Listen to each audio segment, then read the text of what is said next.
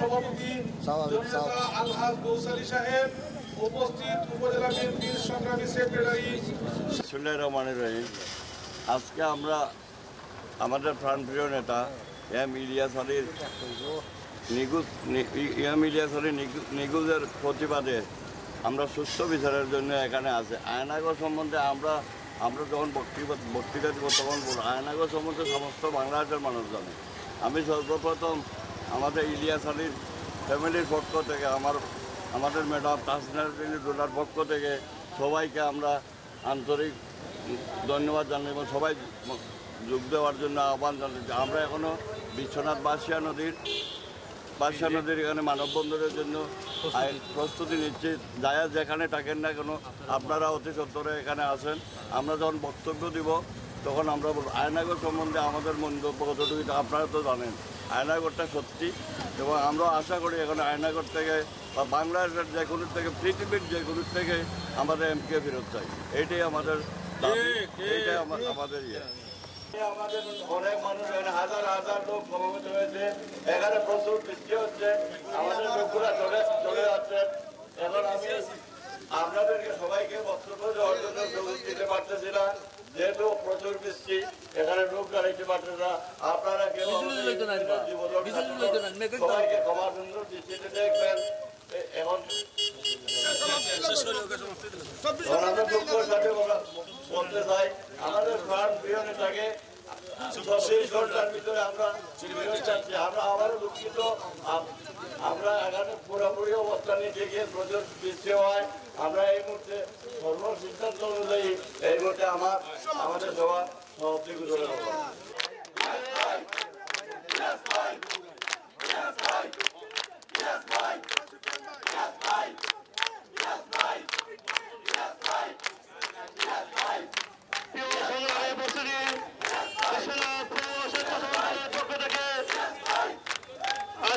জানেন আমরা এখানে কেন দাঁড়িয়েছি? 2012 সালে 17 এপ্রিল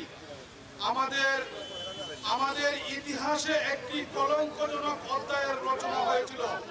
আমাদের প্রাণপ্রিয় নেতা জননেতা এম ইলিয়াস আলীকে সদ্য পালিয়ে যাওয়া খুনি শেখ হাসিনার নির্দেশে গুম করা হয়েছিল। সে সময় আমরা আন্দোলন সংগ্রাম করেছিলাম আমাদের প্রিয় নেতাকে ফিরে পাওয়ার জন্য। আপনারাই জ্বলন্ত সাক্ষী।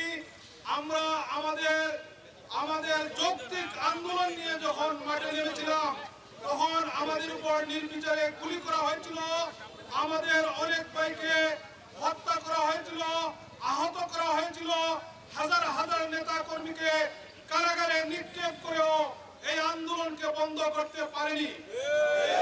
এই 15 বছরের জুলুম নির্যাতন এবং আন্দোলনের ফসল হচ্ছে আজকের এই অন্তর্বর্তীকালীন সরকার। আজকের এই অন্তর্বর্তীকালীন সরকারের কাছে আমরা বিশ্বনাথবাসীর পক্ষ থেকে জোর দাবি জানাচ্ছি, অবিলম্বে আমাদের প্রিয় নেতাকে খুনি হাসিনার গুম নামক কারাগার থেকে মুক্ত করে আমাদের মাঝে ফিরিয়ে দিন। সংগ্রামী বিশ্বনাথবাসী, সংগ্রামী দেশবাসী, আপনারা জানেন আমরা দেখেছি গুম নামক ভয়াবহ কারাগার থেকে অনেক নেতা ইতিমধ্যে বেরিয়ে এসেছে, কিন্তু আমরা আমাদের নেতাকে এখনো ফিরে পাইনি। তাই আমরা আজকে জোর দাবি জানাচ্ছি, অবিলম্বে আমাদের নেতাকে আমাদের মধ্যে ফিরিয়ে দিন। পাশাপাশি বিশ্বনাথবাসীকে বিনীতভাবে অনুরোধ জানাচ্ছি, এই পরিবর্তিত পরিস্থিতিতে বিশ্বনাথের শান্তি শৃঙ্খলা বজায় রেখে এই বিশ্বনাথকে একটি সুন্দর বিশ্বনাথ উপহার দেওয়ার জন্য সকলের কাছে অনুরোধ জানিয়ে আমি আমার প্রিয় সংগঠন বাংলাদেশ জামাত ইসলামের পক্ষ থেকে আন্তরিক মোবারকবাদ ও বিজয়ের শুভেচ্ছা জানিয়ে আমার কথা শেষ করছি। আসসালামু আলাইকুম। মানুষের নেতা জননন্দিত নেতা এম ইলিয়াস আলী ও তার গাড়ি চালক আনসার আলীকে এই গেল ব্রিটিশ আওয়ামী লীগ সরকারের গুম নামক কারাগারে বন্দী করে রেখেছিল। আমরা এম ইলিয়াস আলী ও তার গাড়ি চালক আনসার আলীকে অক্ষত জীবন্ত অবস্থায় ফিরত চাই। গেল 5 তারিখ যেহেতু দেশ আবার স্বাধীন হয়েছে, আমরা আহ্বান জানাবো অতি শীঘ্রই আমাদের নেতাকে ফিরিয়ে পাওয়ার জন্য। এটাই আমাদের আবেদন এবং নিবেদন। আমরা ঐক্যবদ্ধভাবে আন্দোলন করে তুলব বিশ্বনাথ থেকে। যদি আমাদের নেতাকে যদি ফিরিয়ে দেওয়া না হয় তাহলে বিশ্বনাথের সর্বস্তরের জনসাধারণকে আমরা আন্দোলন দুর্বার আন্দোলন করব। এখন আমরা বাইশে নদী তুলে আমাদের বিএনপি নেতাকর্মী যে যেন আসুন আপনারা সবাই বাইশে নদী করে আসেন, এখানে মানববন্ধন শুরু হবে আমাদের স্পন্দন হলো সিলেটের 1 কোটি মানুষের হৃদয়ের স্পন্দন জননেতা এম এ ইলিয়াস আলীকে অবিলম্বে ফেরত পাওয়ার দাবিতে। এবং এই আওয়ামী লীগ বাকশালী সরকার, আমরা আগেই বলেছিলাম দুর্নীতিবাজ শেখ মুজিব তাকি লাগাইয়া এই পরিবার হইল এই বাংলাদেশের চিরশত্রু, তাই প্রমাণ হয়েছে বেগে গেছে বাংলাদেশের সব কিছু লুটপাট করে। আমরা সর্বোচ্চভাবে শেখ হাসিনাকে বাংলাদেশে নিয়ে ফাঁসির দাবি করি এবং যত টাকা বিদেশে প্রচার হয়েছে সম্পূর্ণ টাকা আমাদের বাংলাদেশে ফেরত আনার জন্য এই দাবিতে এবং আমাদের নেতা এম এ ইলিয়াস আলীকে অবিলম্বে 24 ঘন্টার ভিতরে এই বিশ্বনাথের মানুষ এবং সিলেটের বৃহত্তর 1 কোটি মানুষের নেতা জননেতা এম এ ইলিয়াস আলীকে ফেরত চাই। জন্য আমাদের সিলেটের কৃতি সন্তান, কোটি মানুষের প্রাণপ্রিয় নেতা, কেন্দ্রীয় বিএনপি সাংগঠনিক সম্পাদক, সাবেক এমপি জননেতা এম ইলিয়াস আলীকে এই মানুষরূপী বাঘিনী কন্যা গুম করেছিল। আপনারা নিশ্চয়ই সাংবাদিক, দেশের জনতা জানেন, ইলিয়াস আলীর সহধর্মিণী এবং ইলিয়াস আলীর ভাই আসকির আলী সহ এই বাঘিনী কন্যার সাথে সাক্ষাৎ করেছিল।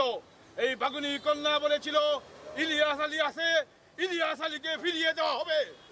আজকে অত্যন্ত দুঃখের বিষয়, এই দেশের সেনাবাহিনীকে ধোঁকা দিয়ে এই খুনি হাসিনা কিভাবে ইন্ডিয়াতে পালিয়ে যায়।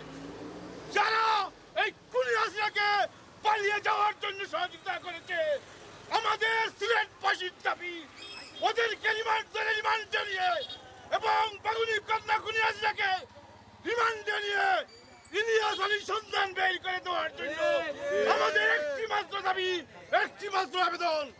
যতক্ষণ পর্যন্ত এই খুনি হাসিনা ইলিয়াস আলীকে ফিরিয়ে না দেবে, ততক্ষণ পর্যন্ত আমরা এই রাজপথ ছাড়ব না।